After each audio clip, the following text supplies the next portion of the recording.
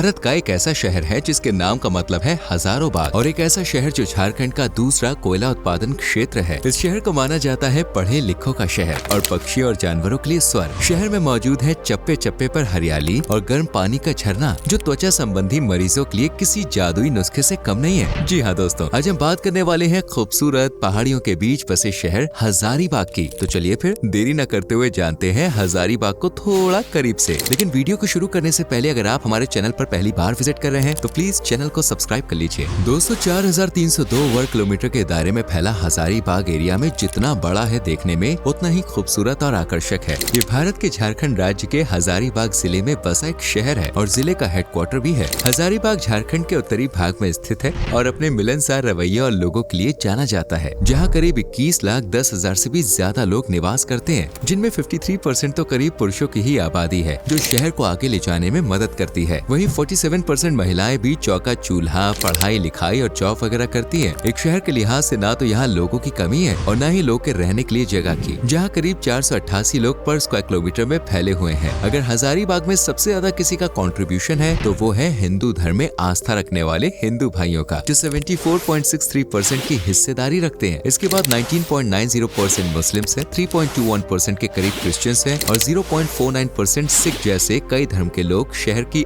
आन बान और शान है, जो शहर को ऊंचाइयों पर ले जाने की पुरजोर कोशिश में लगे हुए हैं। वैसे क्या आप हजारीबाग के नाम का मतलब जानते हैं? देखिए, हजारीबाग 2 फारसी शब्दों से लिया गया है। हजारी जिसका अर्थ 1000 है और बाग जिसका मतलब बगीचा यानी 1000 बागों वाला बगीचा है। और ये नाम अपने शहर की संगति में रंगा हुआ भी है। यहाँ पर आपको बाग बगीचों की तरह ही चारों तरफ हरियाली, खिलते फूल, खिलखिलाते चेहरे और शानदार मौसम दिखाई देंगे। दोस्तों हजारीबाग आज जितना मॉडर्न, लोग की चहल पहल से गूंजता रहता है, वो पहले कभी एक घना जंगल हुआ करता था। जी हाँ, यहाँ पर बहुत घने घने जंगल थे जिनमें अलग अलग जनजातियाँ रहती थी। हजारीबाग पर 1526 तक किसी भी बाहरी ताकत ने नजर डालने की गुस्ताखी नहीं की, लेकिन 1556 में जब अकबर ने दिल्ली का शासन अपने हाथों में लिया तो झारखंड पर भी अकबर की नजर पड़ गई। लेकिन 1605 के दौरान अकबर की मृत्यु के बाद ये जगह फिर से कैद की बेड़ियों से आजाद हो गई। समय बीतता गया और ये शहर 1790 में छावनी बन गया और फिर 1834 में ये जिले का हेडक्वार्टर घोषित किया गया और 1869 में हजारीबाग को एक नगर पालिका के तौर पर भी गठित कर दिया गया। आज ये शहर खूब फल फूल रहा है और इसके आगे बढ़ने में सबसे बड़ा योगदान है यहाँ के युवाओं का, जो खूब मन लगाकर पढ़ाई करते हैं। और यही कारण है कि आज शहर का लिटरेसी रेट 89% के आंकड़े को भी पार कर गया है, क्योंकि सरकार और युवा अच्छे से जानते हैं कि अगर भविष्य बेहतर बनाना है तो पढ़ाई से दुश्मनी नहीं दोस्ती करनी पड़ेगी। और दोस्ती के मामले में तो हजारीबाग के लोग का जवाब ही नहीं है। वैसे पढ़ाई की बात चल रही है तो आपको बता दें कि झारखंड का जो दूसरा सबसे बड़ा विश्वविद्यालय है वो भी हजारीबाग में ही मौजूद है, जिसका नाम है विनोबा भावे यूनिवर्सिटी। इसके अलावा mount Carmel school, AISECT university, Jawahar Navodaya Vidyalaya Hazaribagh, Saint Xavier school जैसे तमाम पढ़ाई के केंद्र हजारीबाग में बच्चों की बेहतर शिक्षा के लिए मौजूद है। हजारीबाग सिर्फ पढ़ाई लिखाई के नजरिए से ही एक नंबर नहीं है, बल्कि रोजगार के मामले में भी एक खूब तरक्की कर रहा है और शहर की इकोनॉमी को बूस्ट देने का काम करता है कुदरत का खजाना। जी हाँ, हजारीबाग झारखंड में दूसरा सबसे बड़ा कोयला भंडार है जो आज भी इनकम का जरिया बना हुआ है और यही यहाँ के लोग के घरों का चूल्हा चौका जलाने का और पेट भरने का सबसे बड़ा साधन है। इसके बाद यहाँ खेती वगैरह पर भी ध्यान दिया जाता है और झारखंड की तरह यहाँ भी खेत चावल की खुशबुओं से महकते रहते हैं। जी हाँ, बड़े पैमाने पर चावल उगाए जाते हैं यहाँ। उसके बाद मक्का, गेहूँ, अरहर, मूंग वगैरह जैसी कई फसलें भी लहराती हुई दिख जाती है। हजारीबाग के लोग बड़े ही साधारण विचारों वाले होते हैं। यहाँ के वासियों को बड़ा ही सिंपल लेकिन हार्ड वर्किंग माना जाता है, जो काम को ही पूजा मानते हैं और दिल मन सब लगाकर न सिर्फ अपने परिवार का पेट पालते हैं बल्कि अपने शहर को भी तरक्की पर ले जाने की सोचते हैं। तभी तो हजारीबाग पहले के मुकाबले में काफी ज्यादा आगे बढ़ चुका है। वैसे अगर आप हजारीबाग जाते हैं तो आपको गैरो वाला फील बिल्कुल भी नहीं आएगा, क्योंकि यहाँ के लोग मेहमानों के साथ भी अपनों जैसा व्यवहार करते हैं। लेकिन बॉस, कुछ लोग ऐसे भी हैं जो शहर के नाम को अपने नापाक इरादों से मैला करने की सोचते हैं। जी हाँ, हजारीबाग सेफ तो है, लेकिन देखिए पूरी तरह से नहीं है। यहाँ पर आपको दिन में तो फुली सेफ्टी नजर आएगी, लेकिन होगी नहीं, क्योंकि यहाँ जेब काटने और चोरी करने जैसी छोटी मोटी घटनाएं होती रहती हैं। इसलिए अगर आप शॉपिंग के लिए निकल रहे हैं तो जरा अपनी जेब को संभालें और महिलाएं अपने पर्स को कस के पकड़ के रखें। इसके अलावा रात में महिलाएं अकेली जाने से थोड़ा परहेज रखें। बाकी तो घूमने के मामले में हजारीबाग बॉस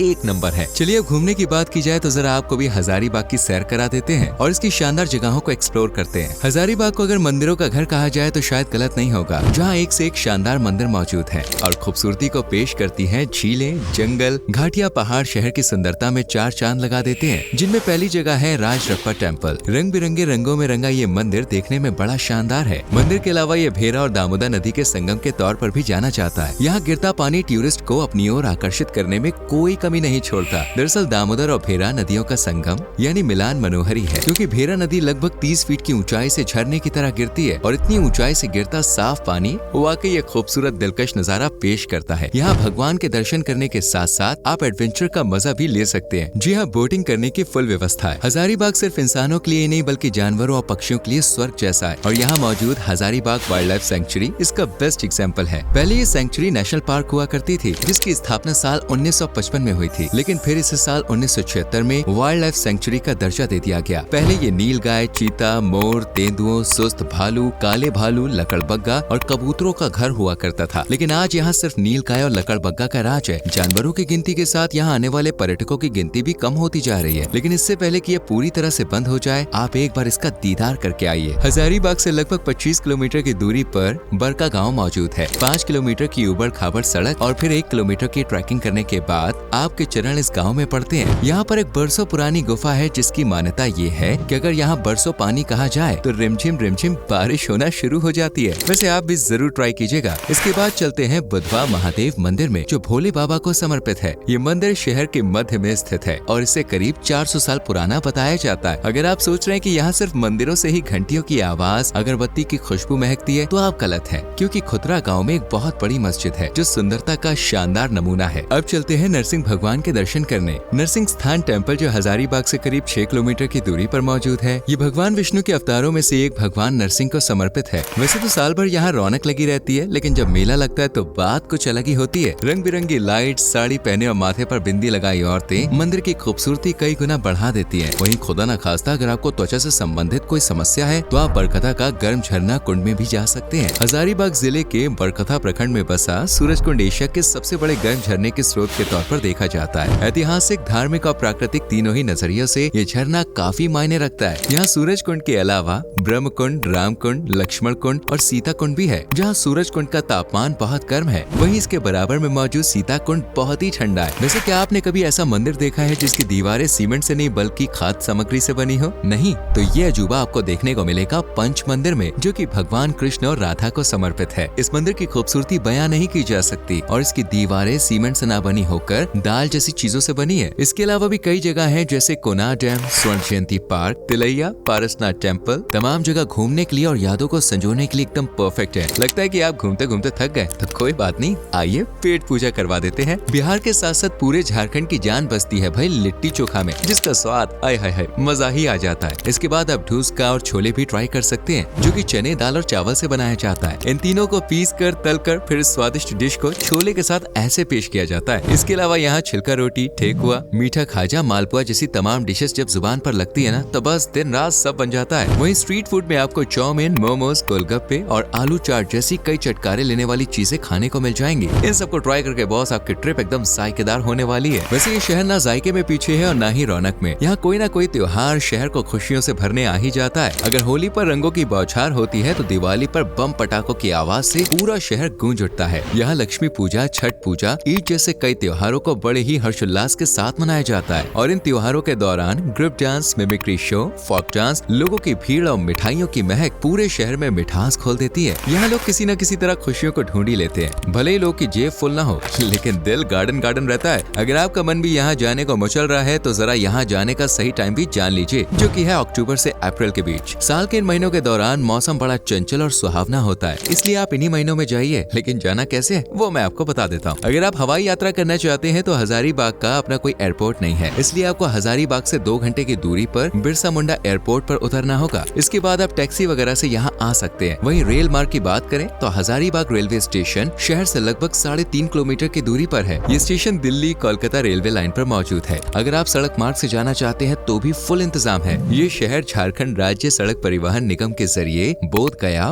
पटना, हावड़ा और रांची जैसे शहरों से अच्छी तरह से कनेक्टेड है, इसलिए आपको यहाँ पहुँचने में कोई दिक्कत परेशानी परेशानी नहीं होगी। अब क्योंकि ये भारत का ही हिस्सा है तो बॉस बजट भी एकदम पॉकेट फ्रेंडली है, इसलिए हजारीबाग जाएं और कई यादें समेट कर ले आएं। उम्मीद करता हूँ आपको हमारी वीडियो अच्छी लगी होगी। अगर आप ऐसी ही अलग अलग जगहों को एक्सप्लोर करना चाहते हैं तो हमारे चैनल को सब्सक्राइब करके बेल आइकॉन प्रेस कर लीजिए, जिससे आने वाली वीडियोस के नोटिफिकेशंस आपसे मिस ना हो। मिलते हैं अगली वीडियो में। Till then bye bye, take care.